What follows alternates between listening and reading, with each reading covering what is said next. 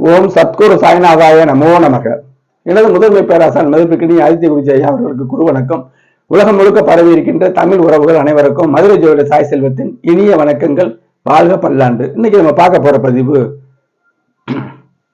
பழைய ஞாபகங்களை இறுதி வரை ஒரு அணுவும் பிசகாமல் ஞாபகத்தில் வச்சிருக்கவர் யாருங்க அப்படிங்கிற விஷயம் தாங்க. ஞாபக சக்தி அவசியம் வேணும்.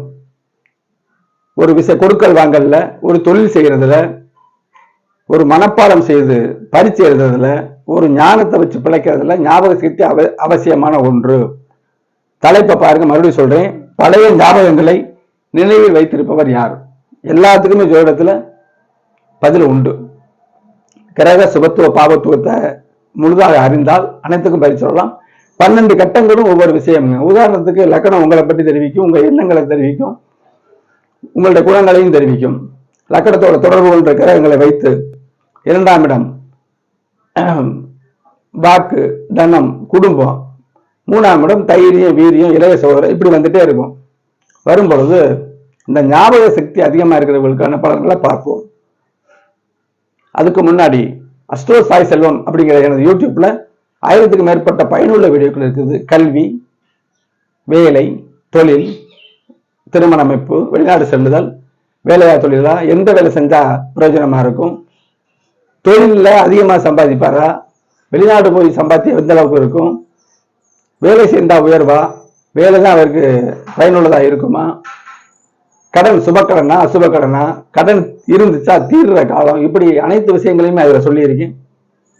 சப்ஸ்கிரைப் பண்ணுங்க, லைக் பண்ணுங்க, ஷேர் பண்ணுங்க. சப்ஸ்கிரைப் பண்ணீங்கன்னா அடுத்தடுத்து இன்னும் போடக்கூடிய வீடியோக்கள் உங்கள் பார்வைக்கு வரும்.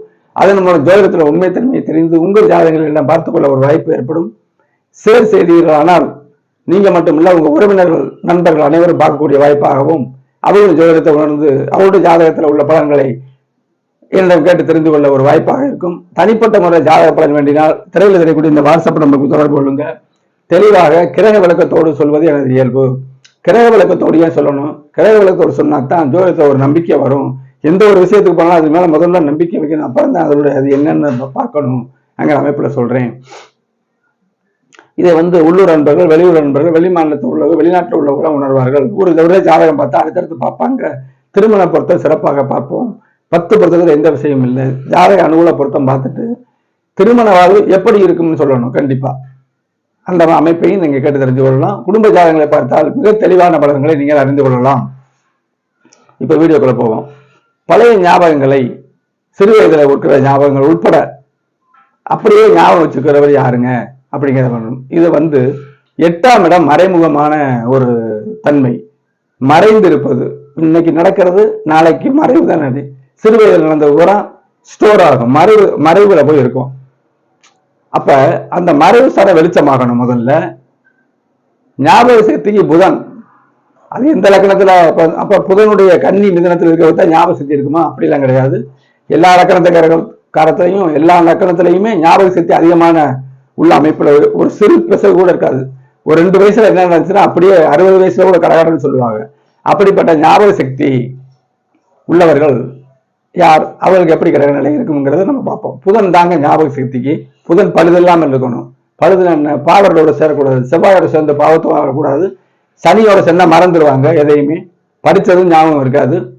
பௌர்ணமி சந்திரனோட அமைப்புல இருந்தா நல்ல ஞாபக சக்தி இருக்கும். சிறு வயதில் நடந்தது ஒரு குறிப்பிட்ட நாளை சொல்லி என்ன நடந்தனாலும் அப்படியே ஞாபகம் வச்சிருப்பாங்க. எல்லாத்துக்குமே கிரக நிலை தாங்க. 8ஆம் இடம் வெளிச்சமா இருக்கணும். 8ஆம் இடம் மறைமுகத்தை குறிக்கக்கூடிய விஷயங்கள், அங்கே வெளிச்சம் இருக்கணும். இப்படி அமைப்பு லக்னாதிபதி எப்பவும் போல வலுவா இருக்கணும். 5ஆம் இடம் சிந்தனையில தானே, சிந்தனையில தானே நமக்கு அந்த ஞாபகம் எல்லாம் வரும்.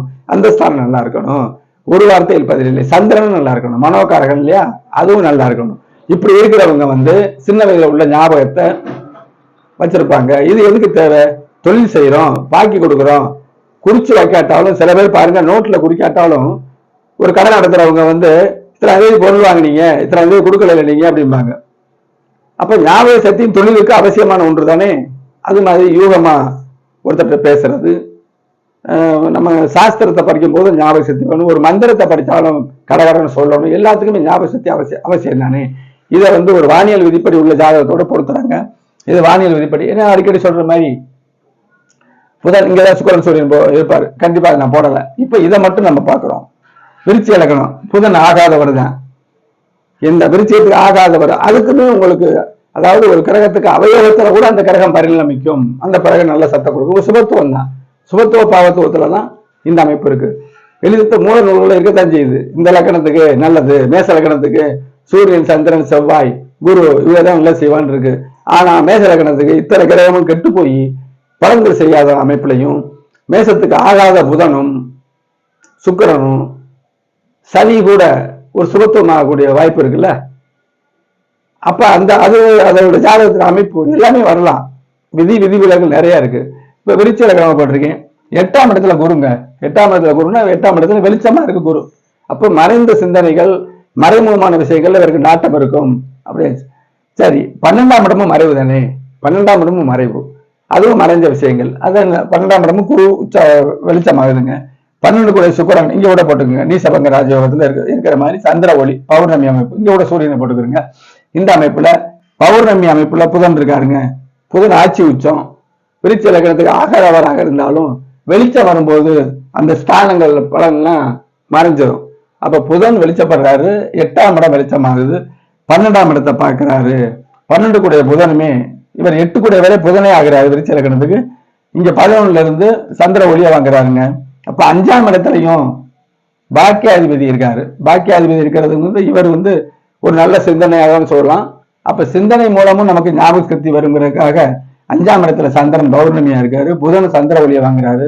8ஆம் இடம் சிறப்பாகுது, 8 கூட வெளிச்சா வாங்குறாரு. அப்ப இவருக்கு சிறு வயசு, இவர் எத்தனை வயசா இருந்தாலும் சிறு வயதுல என்ன நினைச்சுன்னா கடகடன்னு சொல்லுவாரு. இது படிப்புக்கு உதவும் தானே. படிப்பு ஞாபக சக்தி வேணும்ல, ஞாபக சக்தி இருக்கும்போது படிச்சதையெல்லாம் ஒரு நல்ல அமைப்பா இருக்கு. சில பேர் பாருங்க, புஸ்தகத்தை அப்படியே பார்த்துட்டே இருப்பாங்க, வாய் விட்டு கூட படிக்க மாட்டாங்க. ஆனா அவ்வளவு மைண்ட்ல ஸ்டோரேஜ் ஆகும். இப்படிப்பட்ட ஜாதகம் தாங்க அது வரும். இது படிப்புக்கு உதவும், சகல விதத்துக்கும் இது உதவும் அப்படிங்கிறத விஷயத்தை சொல்றேன். உங்கள் ஜாதகங்கள்ல வயதுக்கு ஏற்றவரை உங்கள் ஜாதகம், உங்கள் பிள்ளை ஜாதகம் படிப்பு சம்பந்தமாக, இந்த கிரகிப்பு சக்தி சம்பந்தமாக சில பேருக்கு படிச்சா மறந்துடுவாங்க. அதுக்கெல்லாம் ஒரு எளிய, அதாவது செலவில்லாத பரிகாரங்கள் இருக்குது. அந்த அமைப்புல அதை நம்ம சொல்லி நிவர்த்தி செய்யலாம். இந்த மாதிரி அமைப்புகள்ல உங்கள் ஜாதகத்துல இந்த கல்வி சம்பந்தமான, ஞாபக சக்தி சம்பந்தமான, ஒரு யூகம் சம்பந்தமான கேள்விகள் எது இருந்தாலும் சரி, இந்த திரையுடைய வாட்ஸ்அப் நமக்கு தொடர்பு கொள்ளுங்க. தெளிவாக கட்டண முறையில் பலன்களை கேட்டு தெரிந்து கொள்ளலாம். அடுத்த ஒரு நுணுக்கமான பதிவில் சந்திப்போம். நன்றி, வணக்கம்.